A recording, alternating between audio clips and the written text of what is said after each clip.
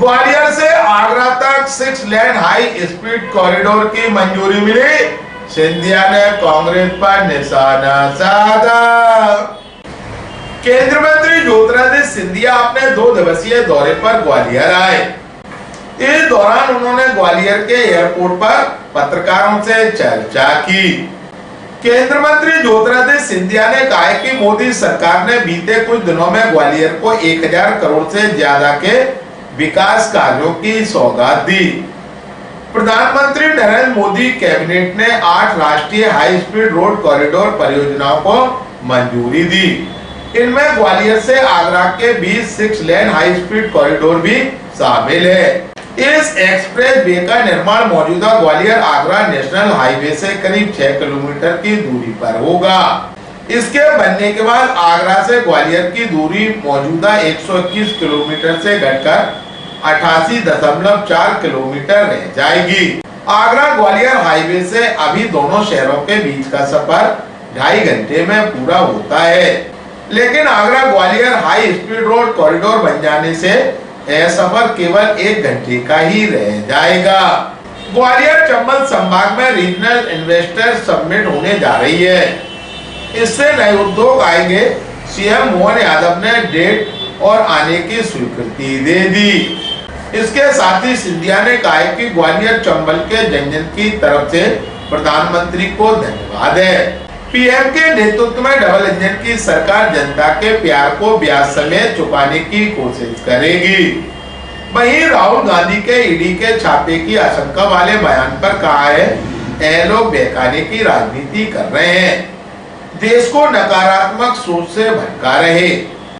ग्वालियर अभी तक से चर्चा के दौरान केंद्रीय मंत्री ज्योतिरादित्य सिंधिया ने कहा कि जनता का आशीर्वाद, जनता का प्यार, उसे हम ब्याज समेत चुकाने की कोशिश करेंगे और ग्वालियर को और पूरे संभाग को दोबारा अपना विशिष्ट और विशेष स्थान देने के लिए कृत संकल्पित होकर भारतीय जनता पार्टी का नेतृत्व प्रधानमंत्री जी के नेतृत्व में दिन और रात एक करने के लिए तैयार रहेगा।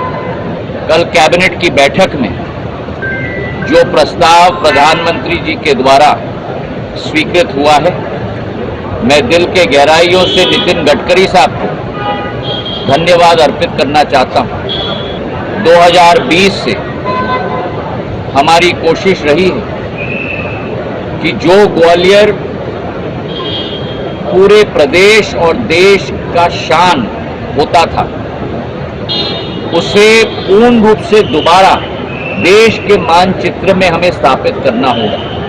और उसी पहल के तहत जहां एक तरफ ग्वालियर के लिए ये हवाई अड्डा और वहीं ग्वालियर का रेलवे स्टेशन जो तीव्र गति से कार्य हो रहा है, मैं अश्विनी वैष्णव जी के साथ भी मिला था, हमारे सभी जनप्रतिनिधियों के साथ, जहां हमने ये मांग रखी है कि तीव्र गति से कार्य हो। 500 करोड़ रुपए का भव्य रेलवे स्टेशन तैयार हो रहा है, वहीं 1600 करोड़ का स्वर्ण रेखा नाले पर सड़क जो कल्पना से पैर था। प्रदुम जी ने वो आइडिया रखी थी उपचुनाव के समय में 2020 में, और आज 18 किलोमीटर का एलिवेटेड रोड ग्वालियर में बन रहा है और पूरे ट्रैफिक की समस्या का समाधान अगले 25-30 सालों के लिए इस एलिवेटेड रोड के आधार पे होगा। और वहीं आज ये ग्वालियर आगरा एक्सप्रेसवे जो ग्वालियर को दिल्ली के साथ केवल नहीं जोड़ेगा, लेकिन NH 391 के आधार पर नॉर्थ साउथ कॉरिडोर के साथ भी जोड़ेगा, सिलीगुड़ी की रोड के साथ भी जोड़ेगा। ग्वालियर से आगरा हम लोग 2 घंटे में पहुंच जाते थे, और फिर ग्वालियर से धौलपुर होते, आगरा से धौलपुर होते हुए, मुरैना होते हुए ग्वालियर हम लोगों को 2.5 घंटे लगते थे। 2 लेन की सड़क होती थी। और 2020-21 में ये आइडिया मेरे दिमाग में आया कि जब यमुना एक्सप्रेसवे के बाद हमारा भी एक्सप्रेसवे बनना चाहिए। और नितिन गडकरी साहब के पास मैं गया था और उनको तहे दिल से आज धन्यवाद अर्पित करना चाहता हूं। प्रधानमंत्री जी के नेतृत्व में उन्होंने जो असंभव कार्य है वो ग्वालियर के लिए करके दिखाया, चाहे वो एलिवेटेड रोड हो, और चाहे वो ग्वालियर आगरा एक्सप्रेसवे। और ये एक्सप्रेसवे के बारे में भी मैं समझाना चाहता हूं। जो वर्तमान की सड़क है आगरा से धौलपुर से मुरैना होते हुए ग्वालियर, एक एक मीटिंग में बैठकर हमने पूरी योजना बनाई। वर्तमान का 2 लेन रोड यथावत ही रहेगा, वो एक्सप्रेसवे नहीं बनने जा रहा। एक ऑल्टरनेट अलाइनमेंट हम लोग बना रहे हैं। जो वर्तमान का रोड है आगरा से ग्वालियर तक वो 120 किलोमीटर का है और 2.5 घंटे लगते हैं हम लोग। ऑल्टरनेट अलाइनमेंट का सड़क बना रहे हैं हम, जो केवल 88 और 90 किलोमीटर का होगा, मतलब 32 किलोमीटर कम होगा, 25% कम होगा। और वो 6 लेन बनेगा, मतलब आगरा से ग्वालियर हम लोग 1 घंटे 10 मिनट तक वो सफर हम लोग तय कर पाएंगे, जो आज 2.5 घंटे लग रहा है। और उसी अलाइनमेंट पर 8 ब्रिज बनने वाले हैं, 6 फ्लाईओवर बनने वाले हैं और उससे करीब 32 किलोमीटर दूरी कम भी होगी आगरा से ग्वालियर की।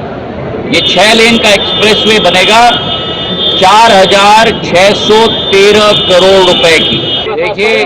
देखिए जिन लोगों को भटकाने की नीति है, झूठ बोलने की नीति, देश को विकास के पथ पर देखकर गौरव के बदले में ईर्ष्या की भावना है, वही ऐसे नकारात्मक स्टेटमेंट्स देते हैं। और आज जो कांग्रेस की स्थिति हो चुकी है, जो देश को बढ़ाने का काम नहीं लेकिन देश को नकारात्मक सोच और विचारधारा के रास्ते पे ले जाने की कोशिश कर रही है, भाई भाई के बीच में झगड़े तय करने की कोशिश कर रही है।